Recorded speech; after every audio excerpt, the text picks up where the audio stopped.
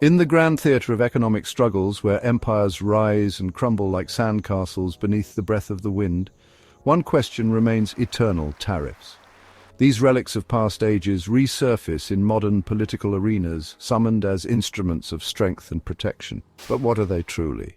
Could they, once again, build impenetrable walls against the tide of foreign trade, or are they merely chains that shackle the very craftsmen they seek to defend?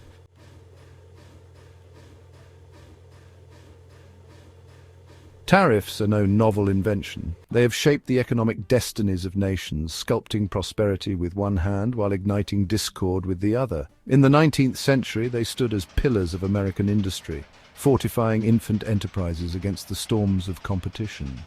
Through the veiled hand of import substitution industrialization, they forged a path where local artisans and manufacturers flourished under the sheltering embrace of protective levies. But history, like the tides, is ever-changing.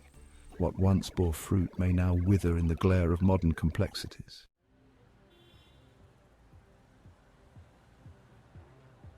Now cast your gaze upon the present.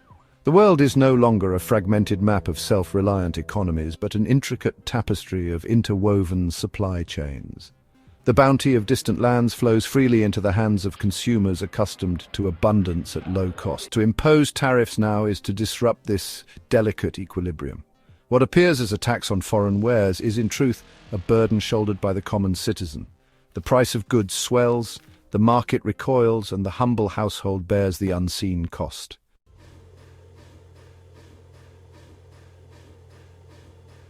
Yet, as the forge tempers steel, tariffs too wield a dual edge. Protection, security, resilience, these are their promises. By shielding domestic industries, they may breathe life into waning factories, summon lost trades from the abyss, and kindle the embers of self-sufficiency. But at what price? The spectre of inefficiency looms, where each job resurrected demands tribute not in labor but in the currency of the struggling consumer.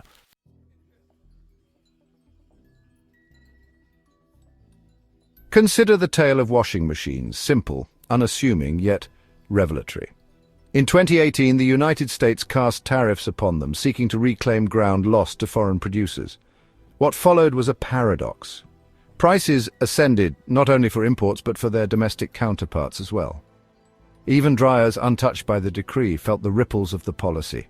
The consumer, caught in this tempest, bore the weight of the decision. The result?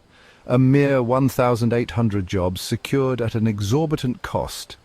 Each one a monument to inefficiency, valued at a staggering $815,000 per year.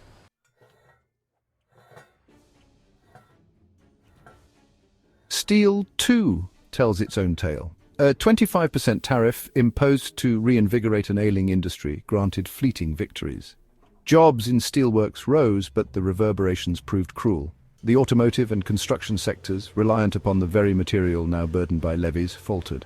Their losses eclipsed the gains, a lesson writ large upon the scroll of unintended consequences.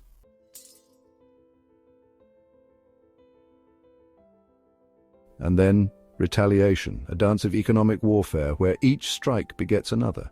When the United States turned its gaze upon China, the dragon responded in kind, erecting barriers against American agricultural exports. The farmer, toiling beneath the open sky, found himself ensnared in a struggle beyond his making. The government, in a bid to staunch the wound, dispensed $61 billion in aid, nearly eclipsing the $66 billion drawn from tariffs. A game of whack-a-mole played with national fortunes, its gains ephemeral, its losses tangible.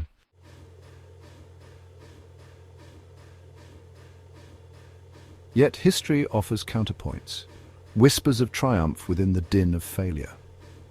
The 1964 tariff upon light trucks sculpted the American automotive industry, compelling foreign manufacturers to establish roots within US soil.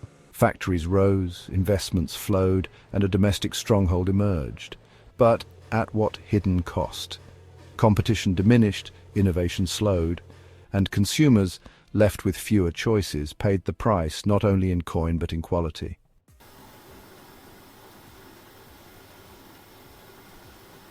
And the ingenuity of man, ever restless, finds ways to circumvent the walls imposed. Mercedes-Benz, in a feat of economic acrobatics, once disassembled its vans in Germany, shipped them as fragments to American shores, and reassembled them anew, evading tariffs through sheer dexterity. Others, when confronted with levies upon China, simply shifted their operations to Vietnam, Mexico, or elsewhere, proving that tariffs seldom tether industry. They merely redirect its currents.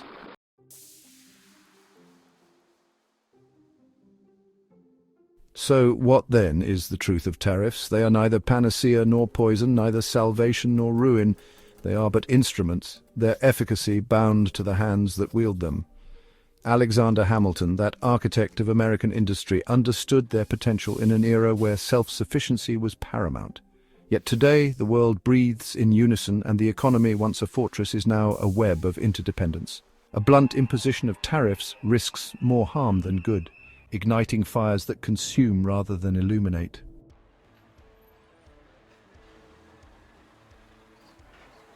Still, there exist realms where tariffs may find their purpose anew, sectors of strategic import where reliance upon foreign powers bears the weight of peril. Semiconductors, energy, rare earth minerals, these are the lifeblood of modern civilization. To leave them at the mercy of geopolitics is to invite vulnerability. Here, tariffs might serve not as mere barriers, but as catalysts for resilience, fostering domestic strength where it is most needed.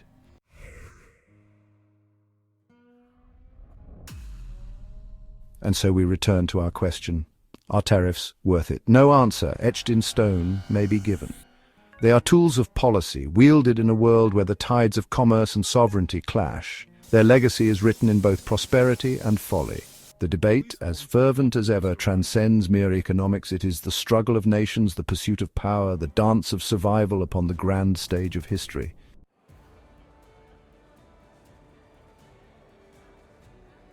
If this tale has left you yearning for deeper understanding, venture forth into the shifting sands of global protectionism in Part 2, awaiting you on our sister channel. And as always, let not the discourse end here. Like, subscribe, and sound the bell that heralds the next chapter. Until then, let us not merely observe history, but grasp its pen and write anew.